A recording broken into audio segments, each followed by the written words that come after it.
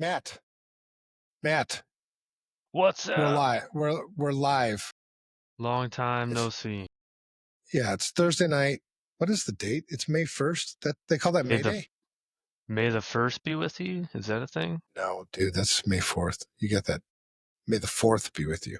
Yeah, but it's May 1st. This is episode 30 of the InfoSec to Insanity podcast. It's been a couple of weeks since you and I have gotten together. Yes, sir. Been busy. You've been busy. Good to see you. See you too, man. Yeah, I think 2 weeks ago was the cruise for me. I think during the podcast time, I was somewhere in between Costa Rica and Panama, maybe. And then Just so everyone knows how great of communicators we are, I was here ready to do the podcast.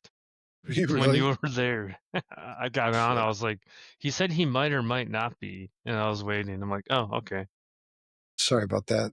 All right, no, so it's all good. You were ready. You could have done the show yourself, and then last week you were at the NFL draft. Yeah, I drove up there. Where was the draft held? Lambeau Field, the mecca of football. Snap them says hello. Snap, snap. Snap, snap, snickety snap. All right, so where was it? At Lambeau Field in Green Bay, Wisconsin. There was there's a lot of Green Bay.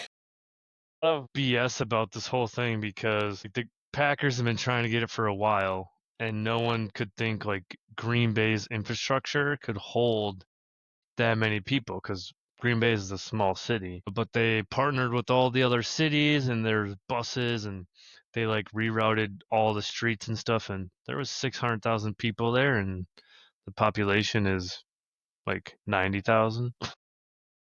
Wow. It was pretty crazy. You made it in and out of there alive. Yeah, I did. Was it a good time?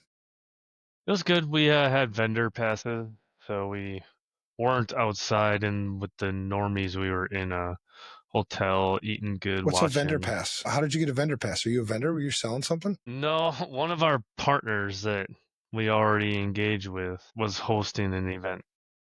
All right. So they're just like, hey, come. I was like, okay.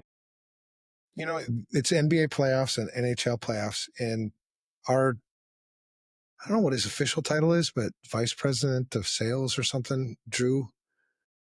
Don't you guys got a special thing with the NHL? Drew Bookie. Yeah, there's like 5 teams maybe we do security stuff for.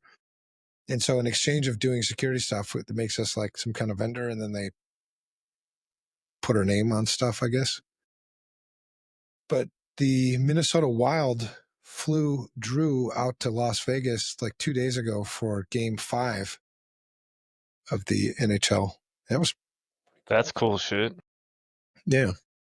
I didn't know we had like season tickets to some of these things. So like I guess I don't pay attention. So like for Christmas I bought my kids tickets to the Vikings Packers game. That was not a good game.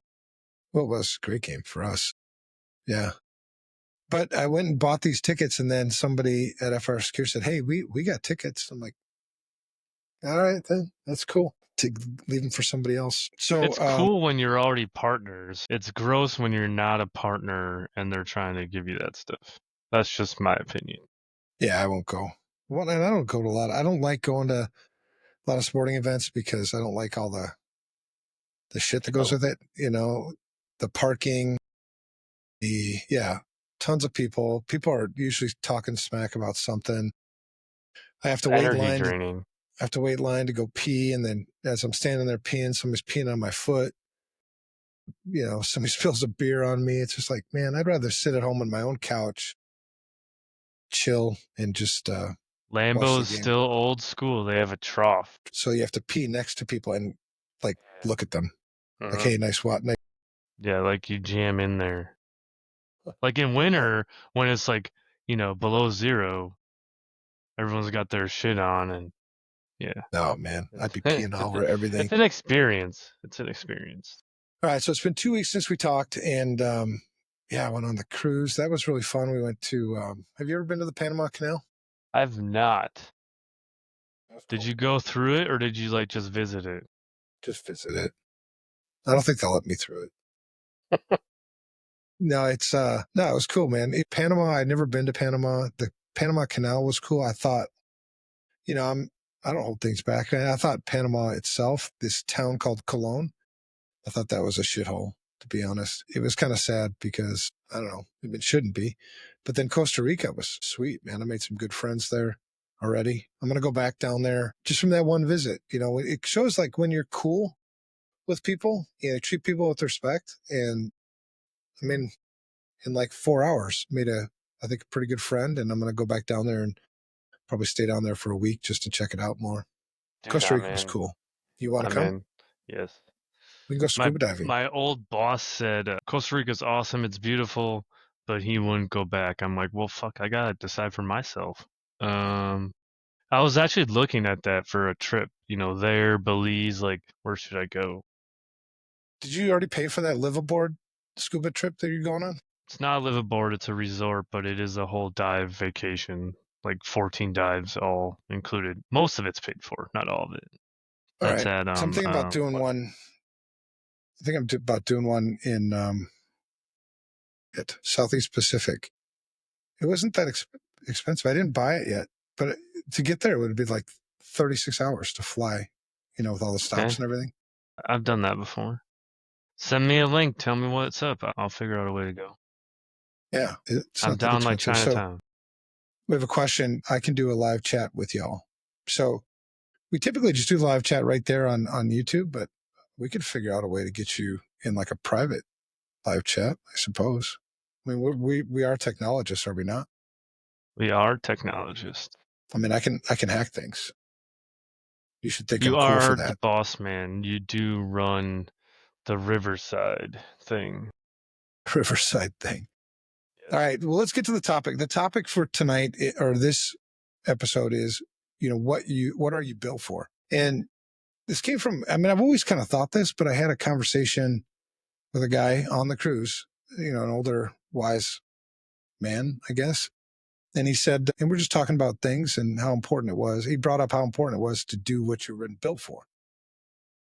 I thought about that. And I mean, I'm fortunate. I think that I do feel like I do what I've been built for. I feel like there's a purpose behind what I do. I feel, I mean, so what gets you up those days when you like don't want to get up and you don't want to do anything? It's the purpose that gets you going. But in my past, man, I mean, I was a cashier at, I guess my first paid job ever was a cashier at a convenience store in western suburb of Minneapolis. I was a cashier. I was a stockbroker because I thought I wanted to be rich. You know, this is like the late 80s. So I thought, man, I'll be a stockbroker. Those guys are all rich. So I went Okay. past my series. Yeah. While I was in college, so I went to college on a swimming scholarship. I swam at the University of Minnesota like 60 pounds ago. And while I was there, I couldn't really figure out what I wanted to do. And I kept getting, if you don't choose your major after a while, I guess you lose your scholarship. You have to like declare it. Yeah. So my advisor. So when you're, I don't know what it's like in all schools, but in Division I schools, athletes get like you get to enroll for classes like 2 weeks before everybody else. You have academic advisors, you have tutors, you have. I mean, they give you everything to like make sure that you can fit in your studies with you know everything else that you're doing. And I didn't know what I wanted to do, you know, for a living. I was too busy swimming and partying. I drank a lot. And so the academic advisor said, you know, was on my ass constantly and then said, you know, kind of put her foot down and said, you need to declare a major or you're going to lose your scholarship. I'm like, okay, what are my options? You know, she said, well, you haven't done any, you know, prep stuff. So she created a list of things that I could major in and not, you know, screw things up. So I went back to my roommates, you know, and like, help me pick something. You know, and we started going through the list. And when I got to geology, one of my roommates said, "Oh, dude, I know some guys in that. That's awesome." I'm like, "Tell me more." And he's like, "When you go do your field studies, like you spend all day, you know, chipping through rocks and everything, and you party all night. You drink all night." I'm like, "All right, sign me up." So that's what I declared for my major. Right. which, useless, but I learned some stuff. And then, between like my junior and senior years, I took the summer and studied to pass my Series 7 and 63 and became a stockbroker, which then I got a job as a broker. I mean, my job was to make cold calls, 100 cold calls a day, trying to talk people into buying. There were two penny stocks I was selling at the time. One was called Apogee Robotics, and the other one was CE Software. So that's what I tried. Well, then that Can you sucked because it still was tell straight the commission. difference between two different kinds of rocks if you look at it, like pick them up?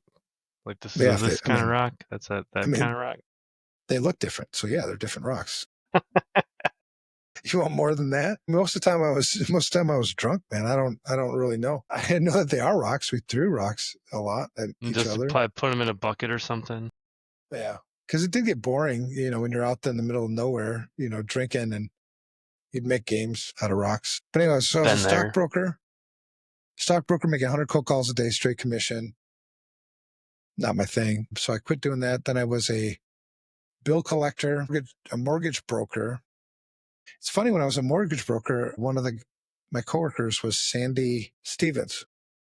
I don't know if you ever know who Sandy Stevens is, but he was an All-American football player back in the 60s for the Gophers, back when they were actually good. Yeah, that was a long time ago. He passed away anyway. So I was a stockbroker. I was a warehouse worker. I was a bartender. I was a bill collector. I was a loan officer, like I said. I think I already said that one. Played Bartender. for the Kansas City Chiefs Yeah, Sandy Stevens. Yeah, he was a really when they cool were dude. in Super Bowl II. Yeah, Yeah. yeah. So I did all these things, man, and it sort of happened by chance. I mean, if you believe in such things, I don't really believe in chance. I believe there's like a purpose behind everything. I was managing a warehouse at the time, and they were implementing their first ever computer system. And I grew up with computers at home, because my parents were both technology people. So I felt comfortable around computers. I broke a lot of computers mostly. But the best way I think, to learn how something works is to break it and put it back together again. And so when they were putting in this computer system, just kind of came naturally. And then they were going to cut my overtime. I had 10 hours a week of overtime. So that was really significant. So I was like, screw this. I'm out of here. I'm not going to work here anymore. Well, the IT guy, I guess CIO, you would call him, but not now. I mean, they didn't have CIOs really then.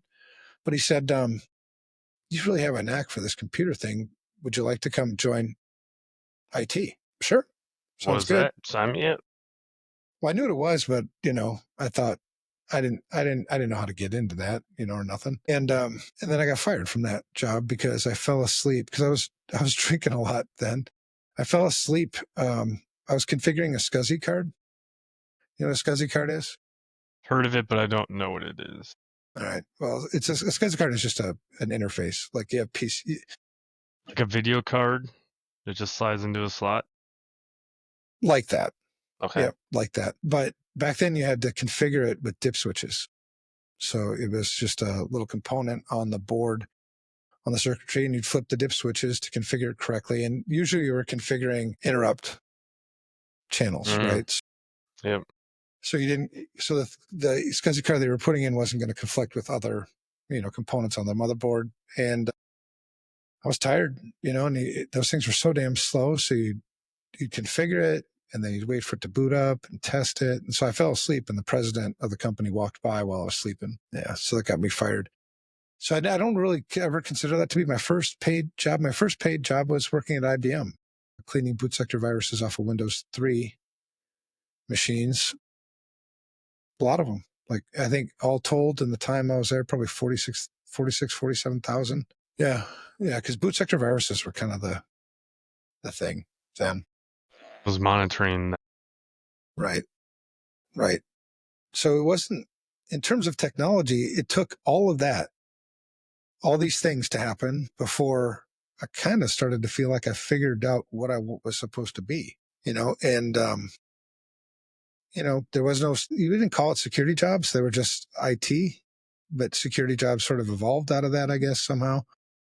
And here I find myself, running a few companies, but On it's journey, funny. but you learned a lot on your way.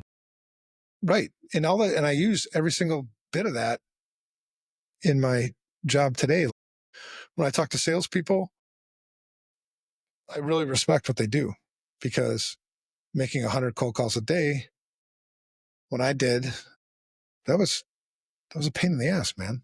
It was a lot. I had a lot of respect for people that do sales the right way. When I say the right way, you never take advantage of somebody. You don't overpromise things. You got to sell something of value to somebody at a fair price. So, but I think the point is, so I also have 5 kids. So my 5 kids, I had one kid in particular who wanted to be just like his dad. And he put so much pressure on himself to try to be like me. And it finally dawned on me like, dude, stop trying to be me. Be you. You have to find what you're built for, do what you're supposed to do. Don't try to do what I'm supposed to do. I mean, I'm flattered by it because it shows that you, I think, respect me and love me and stuff like that. But you got to find what you're made for. Now, my youngest kid, and this is kind of what drew this out even more. She's 20, and she doesn't know what she wants to do at 20. Is that wrong, or is it, hey, don't worry about it, just go out and try something? Do you think schools, society, fake influencers are putting undesirable pressure to need to figure it out now? I think we've done this for a long time, man. Because it's like when you wanted me to declare a major, I was 18, 19 years old. I was in no position mentally, mature wise, to tell you what I want to do for the rest of my life. That's a really deep decision. And nowadays, I mean, and I was on scholarship. I can't imagine if I got to pay for that. I got to pay 50, 60, $100,000 to pour my life into a line of study that once I get into it, I may be like, oh my God, what the hell did I just do? And then you're stuck with it.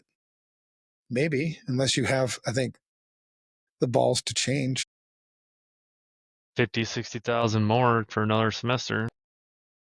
But do you even need a college degree? I think if you're good at what the hell you do and you found your purpose, I think that's one of the misconceptions is you need a college degree to do this job or to do most jobs you don't, right? Obviously, if you want to be a doctor, if you want to be a lawyer, if you want to be a CPA, I mean, those things, those professions require, a degree, but lots of jobs don't require a degree. Or if you really found like what you were built for,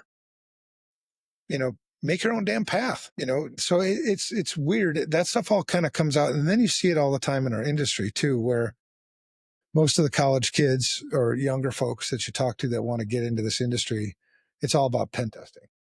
Yep.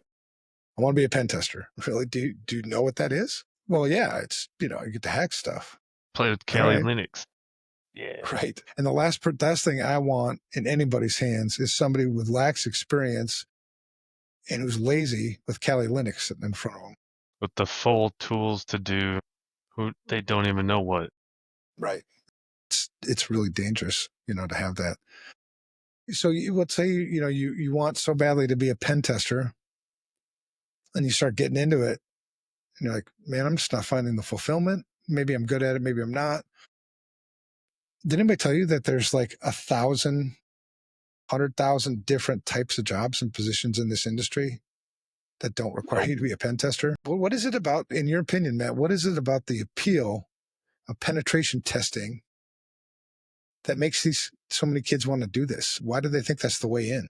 This is my opinion. The pen testers, that market is oversaturated. So there's a large portion of them that are just on social media, either complaining or talking about how cool it is. They're the smart techie ones, so they'll also make YouTube channels. They're basically reaching out to that group of people, and all the other parts of the industry, sales, the actual practitioners, things like that, we're fucking busy. We don't need any more damn pen testers. I don't know. Is anybody going to stand up and like tell them, I like, hey, tried telling, so we don't need any more? I'm on the advisory board for UW Milwaukee for their IT program. I've been there 3 times now. I keep telling them, stop teaching them pen testing. We need to teach them how to communicate, ask questions, and network. And they're like, yeah, but like that's what they want to learn. Okay, so like we have to fix this problem. Like if you really want to help them, giving them a skill that I don't need isn't helping them, even though that's what they want. Like you need to listen to me, not them, because they're dumb. Right. Well, I like what Snap Them said. They say, I believe I was made to help people out, but it's still a journey. And I think I do. Maybe it's a little bit pie in the sky thinking, but I think everybody was built to help people out. It's just how do you help people out? In what ways can you help people out? What ways can you serve people? I think inherently that's in a lot of our DNA, but I think a lot of people don't act on it. I think, other things get in the way like selfishness or greed, because that's what I do. I mean, I agree. The information security industry is a service industry. That's what this is. And when I say service, that means serve people, protect people, help people, tell people the truth. Don't tell people what they want to hear. Yeah, that's a funny thing too about like this, the word love. It gets thrown around a lot. And what love is not, love is doing what's in the best interest of somebody else. That's love. Putting somebody ahead of yourself. That's love. So then when you see somebody doing something that's maybe destructive for them, a loving person would say something, right? It's not love if you let somebody just destroy themselves. And I say that because there's a lot of people, I see around who are afraid to tell other people, I can't say anything, to them about that really poor choice because It's I a love career them. limiting thing, is what they think. Yeah. Well, or because I love them. I accept them how they are. Well, they're fucking killing themselves. I mean, you don't accept somebody how they are when they're doing things that are, bad for themselves or other people. But on the service thing, that's what we do, right? So on penetration testing, I don't if because I've obviously done penetration testing a lot. I would do penetration testing for the benefit of whoever I'm doing penetration testing for. I wouldn't do penetration testing just because it's cool, because it's fun. Those are hobbies. You know what I mean? Mhm. But yeah, I was talking to a person today who it was weird because sometimes people will just call you out of the blue that you haven't talked to for a long time. And this person reached out to me on LinkedIn, and you get a lot of LinkedIn messages. But this what stuck out was this one was I'm a I'm a penetration tester, and I'm struggling with like how do you do the work you do and stay true to God? As as people know, I'm a Christian dude, but that doesn't mean everybody. I mean, don't take that out of context. Meaning, you don't have to be a Christian to be a good security person. Um, it, you don't have to be a Christian to serve Christians. I mean, whatever, any of that shit. I just thought it was an interesting question, so I sent her my meeting link, and I said, here, just schedule a time that's open, and we'll meet about it. And we talked today, and I started with like, who are you? Where did you come from? What made you think of me to reach out with this question? And she said back in 2001, I did some free training for WISIS. You know what WISIS is? The Women in Women in Cyber. cyber. Yeah.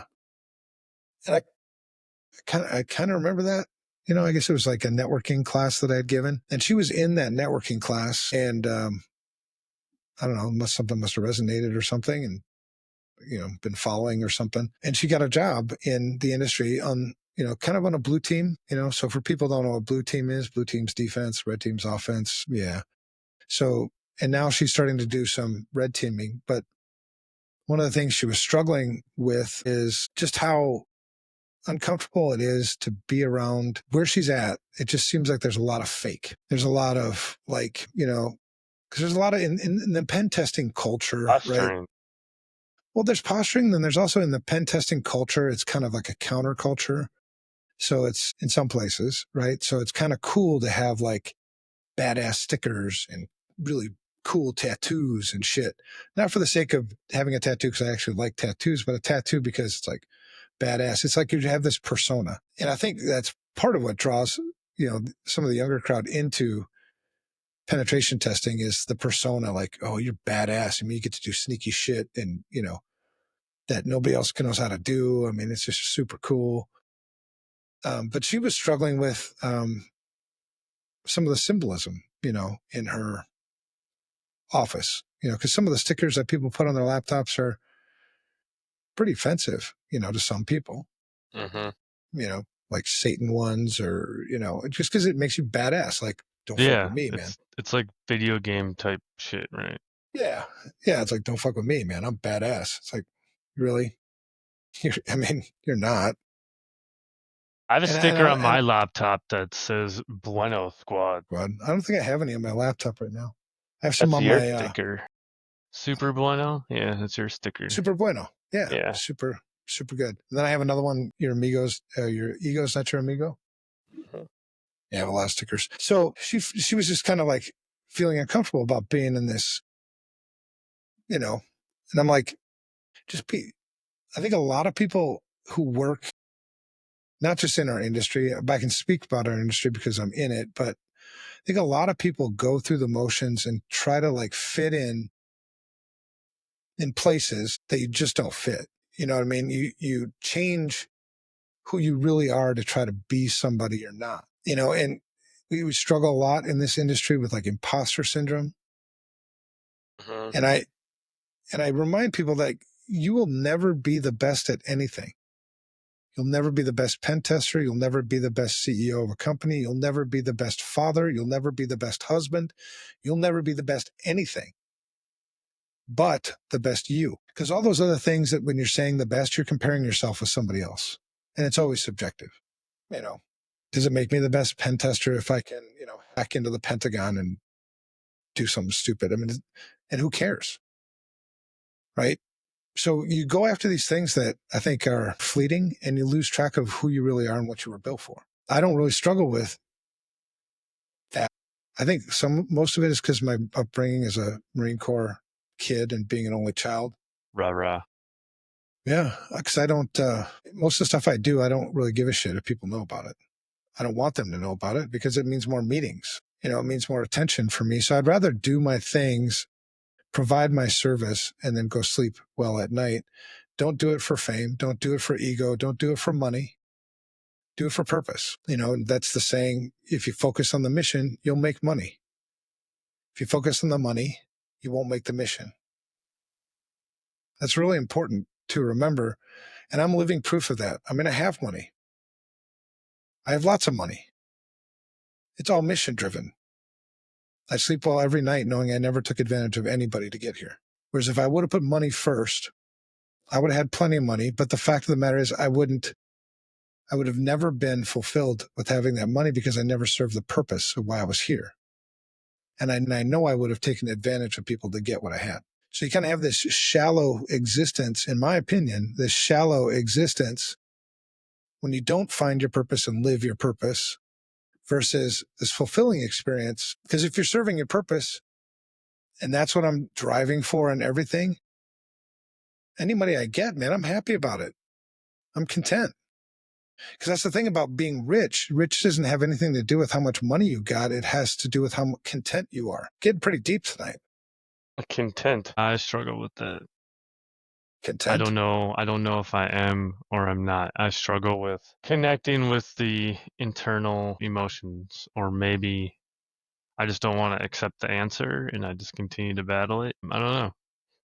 I'm still trying to figure that shit out. I go to therapy for that. Therapy's good. And I'm still trying to figure that shit out too, man. I mean, when you preach this stuff, it's like, don't think for a minute that I got it all figured out. I have parts of it, I think, figured out. I definitely have purpose figured out. And I wish there were more people that would go through life doing what they were built for, having a purpose, as opposed to just going through the motions and just existing. There's like no zest, there's no fire in their belly and doing the shit that they do every day. Do you see that? I agree that that's what people should, or they have the opportunity to find that, and don't stop until you find it. One thing I struggle with, like, I overprocess information. Take information from a lot of sources. And I have some people that are like, "You're in the military. You already did your service. Get paid." I'm like, yeah, but like I want to help a company or like I want to help people because it's not hard. Like information security is not hard. It's just all about making decisions and informed. So I had different path, right? I started out. I mean, what did I do? I cut grass, I babysat, did some manual factory labor, then joined the Marine Corps, went to college, and boom, I was right in right after that. Started IT, got promoted to security 6 months later because I just kept talking about it. They're like, maybe if we promote him, he'll stop talking about it. So ever since then, that's what I've been doing, and I've been learning, continuous learning along the way. Oh yeah. I mean, 35 years in this industry, man, I'm still learning. There's always, and I kind of like, it was Monday. I had a curveball sort of thrown at me. And it was, at first I was like, what the hell is this? And I was trying to figure out how to solve it. And it came down to like one of two things. Because another thing I've learned over the years is the best decisions I make are usually where logic dominates versus emotion. So the first news I heard, I'm not going to give you any details because I can't disclose. Sensitive, sure. I can't disclose it. But the first reaction, most people would have had a very emotional reaction to it, and would have probably, I mean, if you would have made a decision at that point, it would have been probably a really wrong one and you would have regretted it. So then you're like, okay, what the hell is going on? And then you come to like, okay, it's either this or it's that. And then I got to go on this information gathering exercise. Like, what is it? Because I have to find the root problem, which took a hell of a lot of work. But yeah, I mean, and I still haven't figured it out, but I feel like I'm much closer. But the point in all of that is this is another learning exercise. I mean, you would think I've seen it all. Bullshit. You'll never see it all. I mean, the only way you could have said you've seen it all and say that would be if you've given up, I think, or, you're just living in comfort. Like, fuck it. You know what I mean? Because just open your eyes and look around, man. There's always shit going on and stuff to learn. Um, and I think purpose helps me with that too. And it's interesting that you had somebody tell you the advice that you were in the military, so you already served. Now it's time to get paid. It doesn't. I mean, just because you served once doesn't mean you stop serving. I mean, what the hell is that? Maybe you'll get paid more, right? I mean, which you should anyway. The fact of the matter is, in at least in the private sector, I don't know, and probably to some extent in the military too. The better you serve, the better you fulfill your purpose, the more you're going to get paid. It's just that comes with the territory. I mean, you could be the best at, not like I said, you'll never be the best, but like be really, really, really good in any area of any profession and you'll get paid. You'll work up the ladder. You'll get Yeah. acknowledged. And another thing I get as a benefit from serving my purpose is a sense of confidence. Like if I lost my job today, all right. Yeah, I don't want to lose my job, but I'm so into what it is that I do and I'm so devoted to my purpose. I think it's not going to end my life or anything. Purpose is a really big deal. And I think a lot of pushing kids or pushing young people, we have been probably for many years, to make really critical life decisions at an age when they're not prepared to do it. I would agree. My I mean, I opinion. think they can make a decision. I think maybe it's just the message, right? Like your life is just starting. This isn't a life decision. It's a decision. Right. Well, let's say you made the wrong decision because I think that's important. What do you do if you're in a job that this isn't fulfill my purpose? And sometimes it's not the job that should fulfill your purpose anyway, maybe. Your job shouldn't be your identity, I don't think. You've got other things. You've Yeah, got that's a family. problem I have.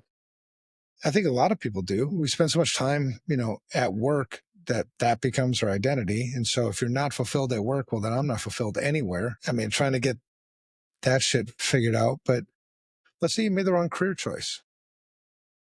I mean, you are doing a job that you just hate doing. You don't get any fulfillment out of it. You don't get paid well. It's like, but I'm stuck. What would I you think a do? lot of people are stuck and they just stay stuck. I think our system does not equip or encourage people with the tools to get unstuck. I think everyone has the capability. I just don't think they have the tools. That's why we have a influx right now of coaches and that whole thing, Mhm. motivational speakers and all of that. Do you think it's tools or do you think it's this fear?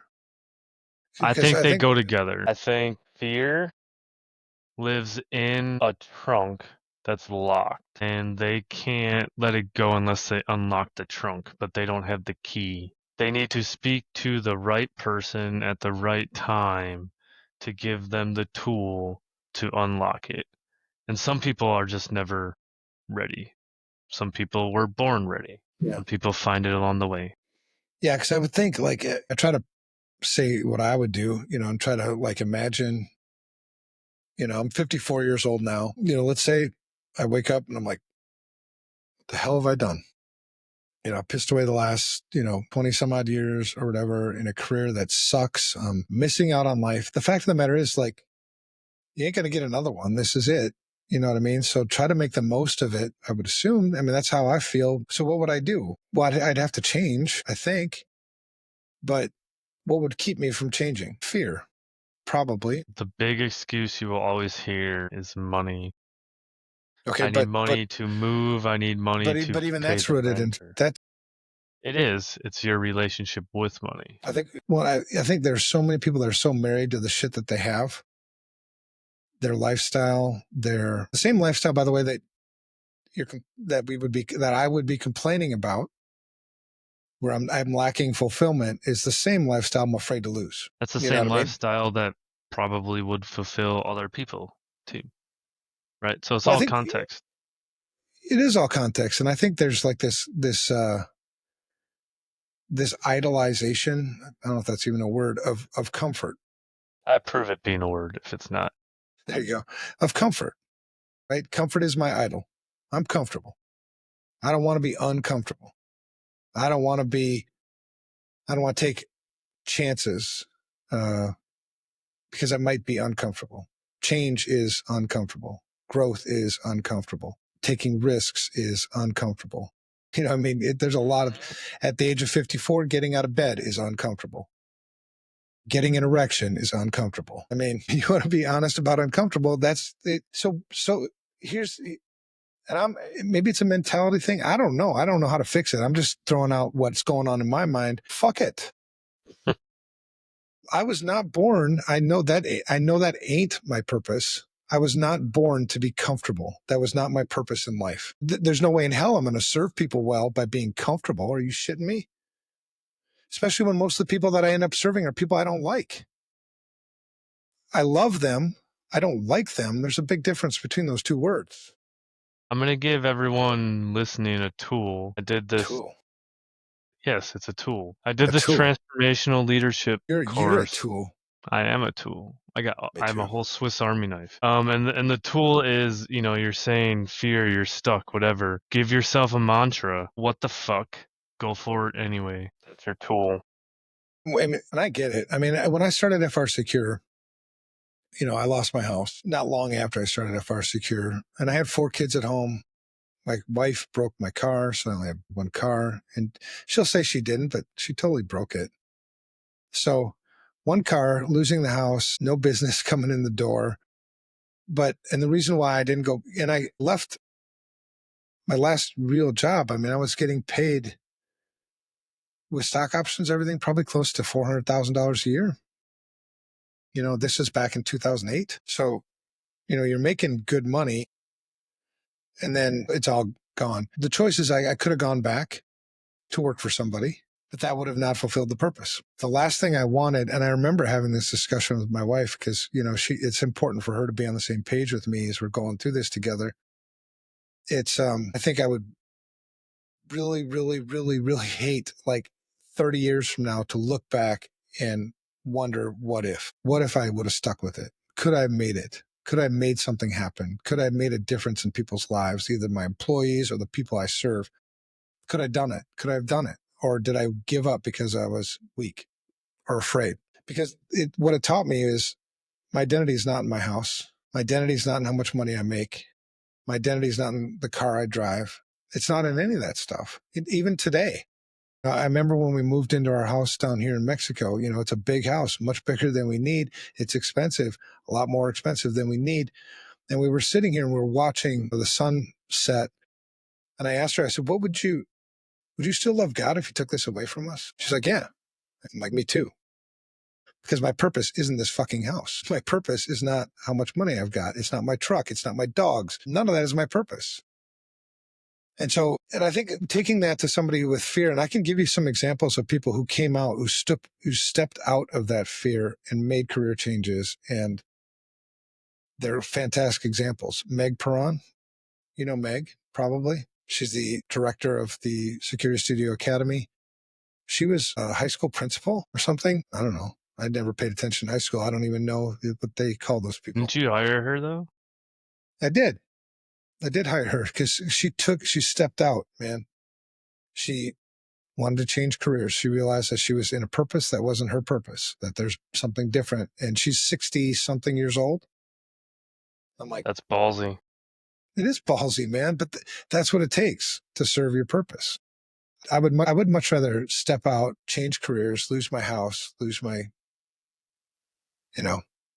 all my possessions, and Dog. not have to well, maybe not the dogs, but I could take Violet on the road with me. Homeless people are allowed to have dogs, but I guess it comes down to like if you did, and you know, right? Only you know if when you look inside yourself and do that self-examination and try to be honest with yourself, only you know if you're fulfilling a purpose, if you're actually doing what you're built for. Don't let somebody else judge that for you because they don't know. I mean, I don't even know what you've been built for, Matt. I can't tell you whether or not this is your purpose. I can tell you what I see, but that's it. I think it's my purpose right now. You seem to be doing well at it. I think you seem well built for it, but is it your purpose? I don't know. But I would support you either way if you decided like, no, man, I think I was meant to be a figure skater. Never too late. To be like, all Too right, late. well, let's try to figure out how that works. Go all the fuck that movie with Will Ferrell and shit. That was a good movie. Yeah. So I have a question, and well, circling back first. So I think it's very important, you highlight that this is a service industry because, like we were talking about, pen testing, everyone's coming in, it's flashy, they want to be cool, all that, whatever. But like the other 90%, you're doing stuff and no one cares. You're supporting the business, whatever. No one says anything to you until it breaks. And then it's like all negative. So it's like you have to be in it for service, otherwise you will go crazy. Yeah. Well, I think unless you want to just sell out and get rich, I can name off A few people. a couple handful of people that are well known in this industry that have done just that. Do you think military people come into the corporate InfoSec space and help? Are they built different? I know you came from a military family, but obviously you were in other companies.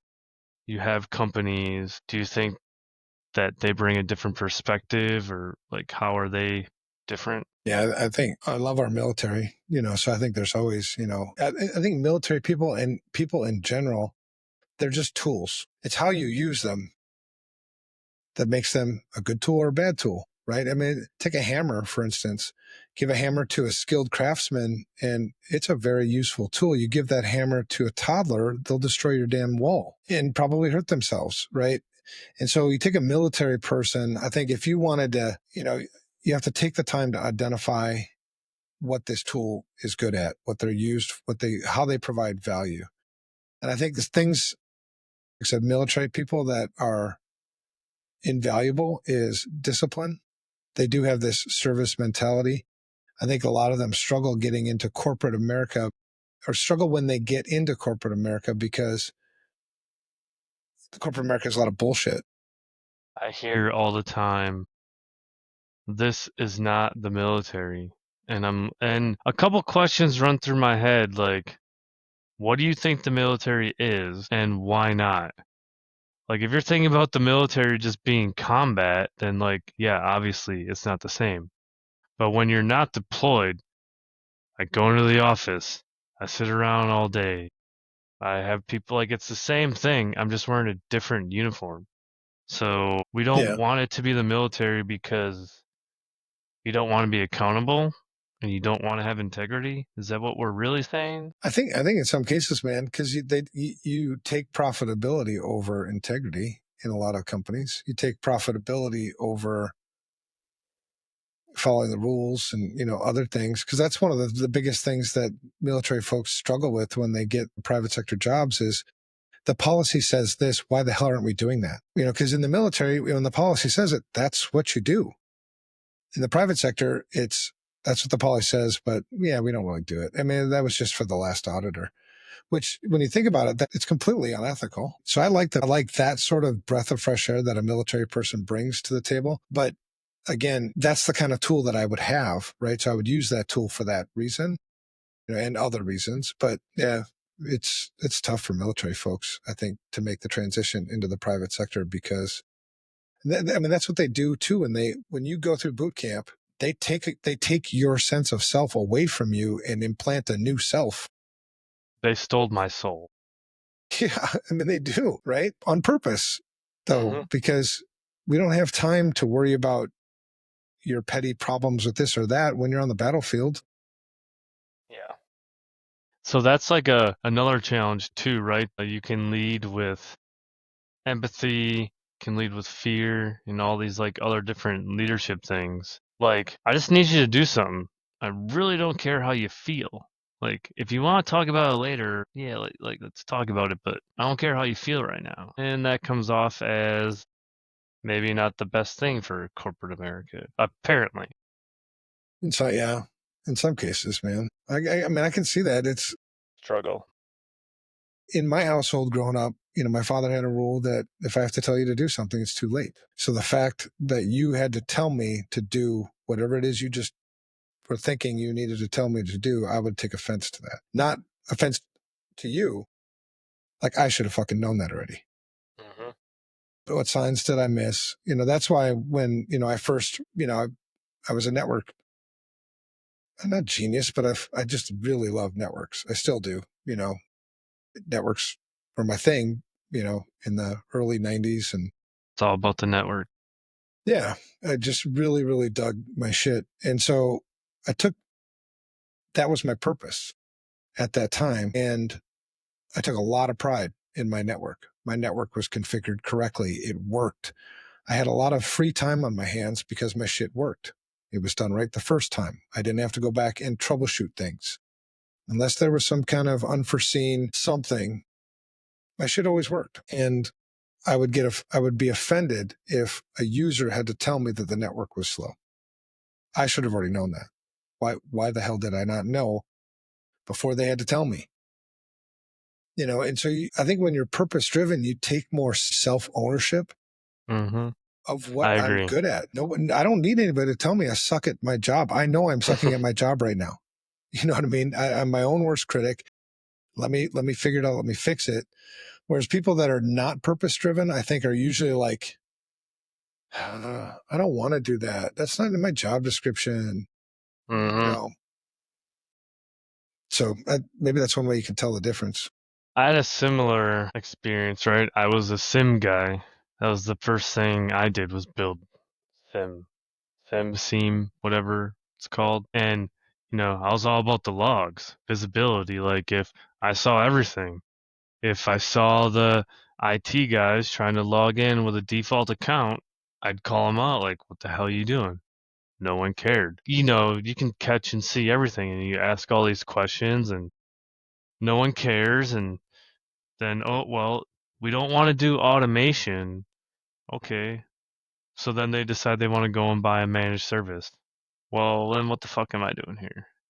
We could do automation and not even need managed service.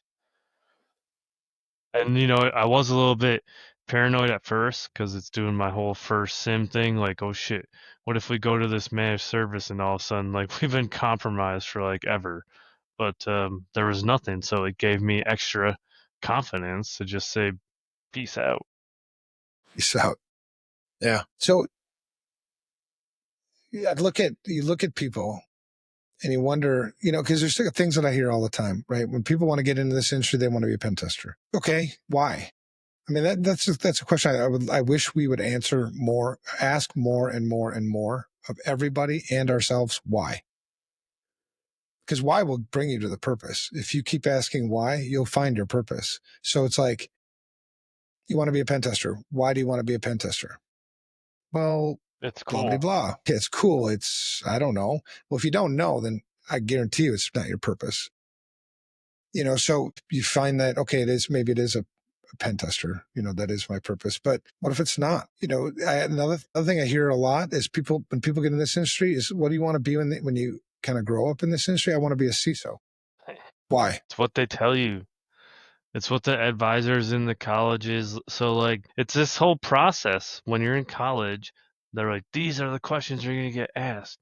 You need to have an answer. You need to have a plan. Where can you be in 5 years? Most money. All right, cool. That's where I want to be. I think that's where it comes from, because I used to say it. And money won't fulfill your purpose. I mean, it's deeper than that.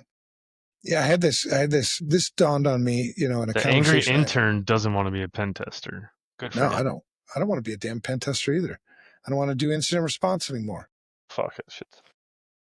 I loved it when I did it, right? There was a period of time that was a purpose. It served, I think, a purpose to bring me to kind of where I'm at. But yeah, hell no. I'm not on call. Don't call me. It takes, if I was on your call list, call me, give me like an hour just to get out of bed, 30 minutes, take a shower, wake up a little bit, find some coffee somewhere, tell me who you are again. Who, what? What? I mean, Sit rep. yeah, we're 2.5 hours into this, and I'm still like, okay, what happened again? Who clicked the? I don't understand nothing. But so that because I think, like, okay, so here's an example of, to prove, at least not prove maybe, but support that money doesn't serve a purpose. Money isn't the purpose. I have my business partner Kevin, whom I love dearly. I've always, I think, generally been more purpose driven than Kevin is. And that's not a comparison like one's worse than the other. I'm just saying in this context. That's who So they are. Kevin would always ask about money. Always, always, always, man. He wanted more money. I wanted more money, wanted more money. And I'm the majority owner, so I got to choose. I control how much money he makes. So every time I was like, okay, what do you want? Just tell me what you want. Give me a number. And if we can do it, we'll do it. If we can't, we can't. And it was like a year and a half ago, maybe 2 years ago, I got tired of this shit. Like, I'm tired of it. I'm about ready to figure out some way to buy you out so I don't have to deal with this anymore. Because the thing is that you keep asking, let's say that it was $1,000,000. I pay you $1,000,000 a year. Let's say next year, 2 years, it's 3 million, 5 million, 10 million. When is it ever going to be enough? When will you find the one thing that you're actually looking for, which is contentment? That's what you're looking for. And it's already right in front of you. You just gotta grab it. And then he fired back to me, well, that's easy for you to say. I mean, you live in this, super nice house and everything. I said, Kevin, you knew me when I was losing my house. I was content then too. That's the key, in my opinion. I mean, I don't know if it's the key, but it meant a lot to me because when I was serving my purpose, I found contentment. And it wasn't based on how much money I have. I don't want any more fucking money. I mean, I'm saying that publicly. I've said it publicly for fucking years. Stop giving me more money. It's just shitty for the mission. But it's also cool because, I had a meeting on Monday where we were talking about, the relaunch of Security Studio, and I'm like the majority shareholder there. Right. And they're like, what? We've got other people that want to, that are part of the plan to be part of Security Studio. Basically, they were pussyfooting around the question, like, we want your shares. And I said, okay. They're like, what? I'm like, I'm already fucking rich. Because the rich doesn't have anything to do with the money. The rich has to do with the contentment. I'm already there. I want my friends to be rich. That's what I want. Because when you get to be rich, then you can turn around and focus on your friends being rich. Mm-hmm. Which again doesn't have anything to do with money. But people think it has to do with money. I don't know why people think it has to do with money. You're able to guide them to the contentment. Right. I suppose. Because do you not see the same thing I do in a lot of people? Like it's never enough. It's never enough. They continue to pursue something for what purpose? So $1 million a year. How long would that be okay with you before you were asking for two One or year, you create a 20? new lifestyle that's based off of $1 million, and then the next year you want to do something different. I have It no don't take idea. long. No, I don't know what it is. Cause like if I had $1 billion, I mean, what the fuck would I do with $1 billion, man? Other than, I don't know, build a big racetrack on some island I bought somewhere or something. I mean, it'd just be so stupid. That zip line, And it would be so like not purpose driven. it'd just be fuckery, Tom, or debauchery. Yeah. And I also think I'd have trouble sleeping at night because how would I get $1 billion if I didn't take advantage of somebody to get it? Yeah, that'd be hard. So I mean, that's the kind of things that, so your kids, like, let's go back to like the article, the blog post. Hmm. We put a lot of pressure on our kids, younger folks, and they're to choose a career, right? Because you got to get educated, college, whatever. On one hand, I think that's a good idea because it gets them off their ass to pursue something. But we also have to, I think, what if you made the wrong choice? What if we didn't prepare you well to make that kind of choice? Because I know a lot of middle-aged people nowadays. That's what I consider myself, by the way, 54. If you call me old, fuck off. No, I was gonna tell you I have a complaint about your website. You think I It give a shit? says click here to go to the latest blog post, and it takes me through like 3 other pages for. So I posted the wrong thing. No, I think it's just a routing thing on the hyperlinks. Anyways, I So distracted you, you. so you chose the best way to handle this is probably to publicly shame me. Is that what we're thinking? No, it probably wasn't, but I don't care. It's I love you anyway, and I don't feel shamed. But yeah, most of my friends, I talk to my friends, and like Oscar, he's on purpose. We got him in the right spot. You know what I mean? Oscar for some reason just popped in my head. Drew Bokey. I mentioned him earlier. he's cool You, I too. mean, I think as far as I'm concerned, as my friend, I think you're in the right spot. There's nothing obvious. It's like, hey, Matt, dude, seriously? I It's mean, not working. every time I talk to you, you're just really pissed off about your job. You're bitching about it, complaining about it. It's either the job or maybe you chose the wrong path, man. I don't know. Most of my friends, I think, are in a spot where, I think they're living kind of on purpose. And again, living, it doesn't mean your job. I think there's lots of people who are like, I'm thinking like Sean. There's a guy at FR Secure. His name is Sean Pollard. Fantastic dude. Has the skills for sure to continue to move up the chain, but he's found his purpose right where he's at in that one spot.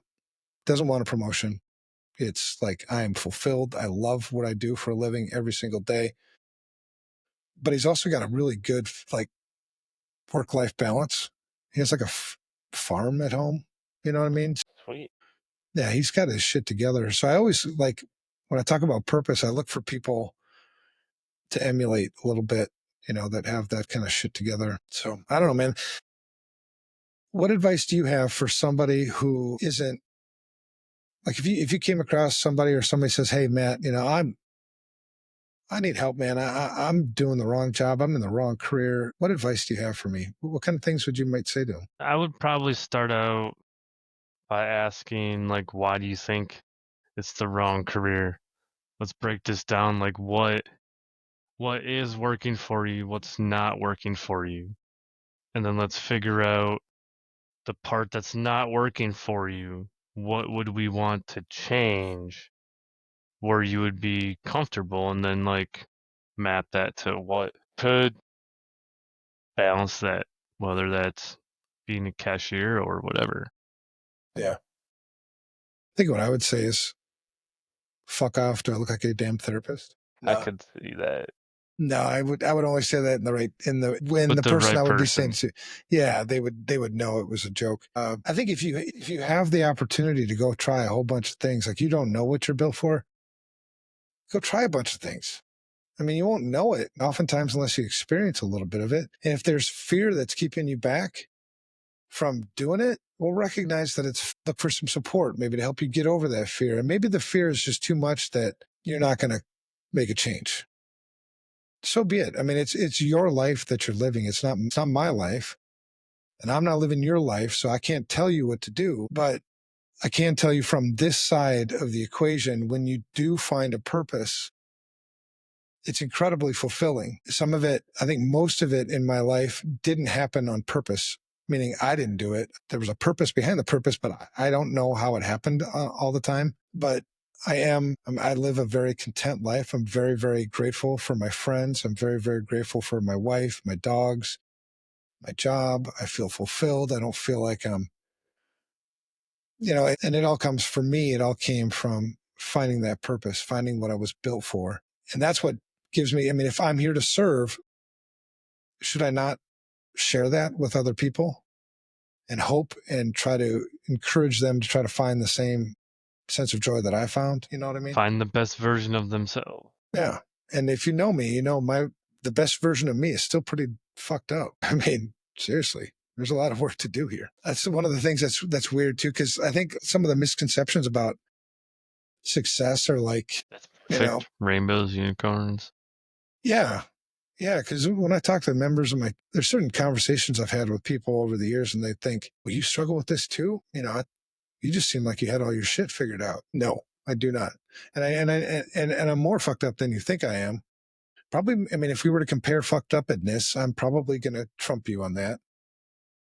Not on purpose, but I think I owe a lot to of the success I've had to focus on the purpose. Just, when I found what I was built for, I would have been a shitty stockbroker. Absolutely. My purpose there was greed. It was money. Well, that's just a shitty purpose. I would have done just about anything to get your money. I think in that place, bartender, obviously that was a bad choice because I'm a damn alcoholic. So that didn't work out so well, for me. Furniture installer, yeah, I mean it was cool. It just wasn't very very fulfilling. It didn't give me enough mental stimulation, I think, to keep me engaged. Security guard, that was a lot of fun. I actually really like security guard. There's three things that if you put them in my life, bad things happen. It's if I'm bored, I have time on my hands, and I'm alone. If you know much about a security guard job, It's those all things, of them. yeah. So it Yeah. even though I enjoyed it and I think I was, pretty good at it, it was those three things being true too often that would have been bad. Spent many of hours just staring off into the desert. Luckily, we weren't allowed to do other stuff. You weren't allowed to start fires or shoot things. Maybe, maybe Maybe a not. little bit. Yeah. Depends. Let's All right. let's flip this question. All right. And then let's wrap this up and then we'll talk about what we're going to talk about next week. We'll get back on this weekly cycle thing. So let's flip this question. What is the industry not built for? History, Yeah. What is it info, not built for? the information security industry, not built for. Yeah. Like, are we building it to create a safe place? I mean, do we have safe places for talent? Are we bringing them along? That's kind of a dumb question the way this is worded. Yeah. I mean, I think what it's built for is for serving people, helping people protect themselves, which ultimately is managing risk. That's what it is built for. What it's not built for is selling people shit that they don't need, that doesn't work, that they can't More use. things. So it's not built for getting rich, except for the right purposes. I mean, there's nothing wrong with being filthy rich when you're serving in people's best interests. Where should people spend their next information security dollar? They should spend it on the most significant unacceptable Newest risk. firewall. It's No, firewall. no, no, no. I don't think we're building career paths that make sense. I don't Dude, think we're giving people yeah. skills to handle burnout because like if you jump in and you hit incident response, like you're fucking burnt out right away. Like why would you want to stay? Well, I'd love to see more. Yeah, I'd love to see more training on how to handle burnout when you reached it. I know a guy. Who? Oh yeah, yeah, yeah, And yeah. Let's have him back again too, yeah. because that's actually what got his attention or got your attention to get him in that one episode was because I was in burnout Mhm. again. So I've been burned. There's three for sure, maybe four times when I've been burned out in this industry, and I've learned, you know, I should know better now. It's just easy to slip into because it just It sneaks up on you, dude. yeah. It's never like I can see it coming. It's just kind of sneaks up on you, and it And usually there's it comes different from levels of it too. That's the other thing too. Like, I think right now I'm in early stage and I need a vacay. come on to Mexico, brother. Let's go scuba diving. I was actually thinking about that. But I think I'm There gonna you go. try to visit a friend I never met in I'm a Toronto. friend. Just act like you never met me before. I know, but I'm trying to do more things. So that was one other thing I was gonna add was like a couple years ago, I was in the industry I'm working, but I wasn't doing shit. I was just letting work and life like wash over me. Now, since I admitted my drinking problem, I have a thing, I'm working through that. I'm more active, traveling, vacations, like it's just much better. Not that everyone has the same path, but like sometimes you just change one thing and then you can change the whole thing. Dude, there's so much value in like just self-awareness and being honest with yourself. And there's a lot of people I think in our industry that are not that. A lot of people, there's a lot of ego. We talk about things that are broken. I think motivation for why you're here, I think is somewhat broken. Like you shouldn't be in this industry to be famous. You know, that's not the point. You know what I mean? When you're famous, you're serving yourself, you're serving your own ego. And there's a lot of people in this industry to get Dude, it's rich. huge. Yeah. It's But huge. I'd have to sell out, right? I'd have to brag about a whole bunch of things that I will have allegedly, like it brings us back to the Mark Lantern thing.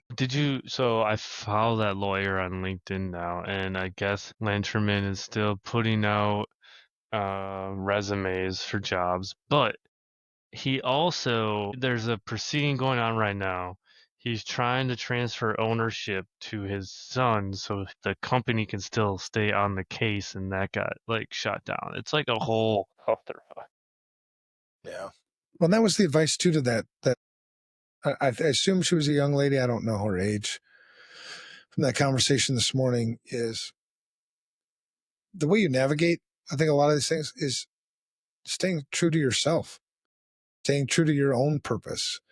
And that doesn't really matter as much, if at all, what other people are doing around me, because I'm focused on what it is that I need to do to provide the service that I'm built to provide. And I will sleep well at night knowing I did a good job on that. If Matt didn't think I did a good job, I don't give a shit what Matt thinks because I was focused on this, right? I don't give a shit if I get on stage at the next Black Hat Secret conference because con. that wasn't yeah, I do have to go to that, but that's not the purpose. But I could come visit you again so you can forget about it I know I again. forgot about that last year, didn't I? Yeah. That's, I'm pretty he sure reached, he would be super pissed at me if that happened again. dude. Yeah. He reached out to me, I think this morning and Confirmation. yeah, just to confirm that I'm going to be there. All right, man. Great talk. Yeah, know your why. Exactly. I can't emphasize for me, and I try as much to try to figure out like, I don't know what it's like to live in Matt's shoes, but I know how much benefit I got from knowing my why. I can't figure out why you wouldn't get the same benefit that I did, or at least some benefit on that purpose, on that why. We did that to our kids though. I was talking to my son. I have 9 grandkids now, and Damn, you are old. yeah, and he knows. Like we were talking about his son and how he's in this like super curious stage, like he's like almost 2, and how Joe is my son, and Joe is really trying to not, like when you say something and the kid says why, to not say well because I said so, or stop asking why. Don't say stop asking why, but try to answer it, or maybe come alongside and like I don't know, because I think a lot of us, because in my That's what it background. was growing up. Yeah. I never asked my dad why when he gave me something to do because that would be painful. But yeah, ask why, man. Ask why, ask why, ask why. Why am I in this job? Why the hell do I get up in the morning? Why the hell do I have this fucking phone with me everywhere I go? This evil piece of silicon, you know? Napped them wants to chat with us at some point, help navigate. Yeah, reach out to I me on LinkedIn. I'll be happy to. There's a link on my LinkedIn to my calendar. think Set to my something up. LinkedIn, think to my LinkedIn and my calendar. I'm happy to chat. All right, man. Let's wrap this up. Thanks for letting me get the whole purpose. So you want to talk about the why? The why for the InfoSec to Insanity podcast is mental. I mean, behind it all, it's really mental health, man. It helps me to get things off my chest, things that I can just preach. And if people listen and get value out of it, great. If they don't, that's great too. You know, at the end of the day, Thursday nights end with me sleeping well because whatever was on my mind that time, I got it off my chest. That's how we help bring along the new. Yeah, and oh man, that's a whole nother lesson. Maybe we'll talk about that wisdom and how to get it sometime. It is painful. All right, man. Whatever people do with that stuff. All right, man. All right, that's it. Peace out. I got That that was good. bidet. I just didn't hook it up yet. Yeah, I sorry it took me so long to do it. Ha, no worries. It's all groovy. All good.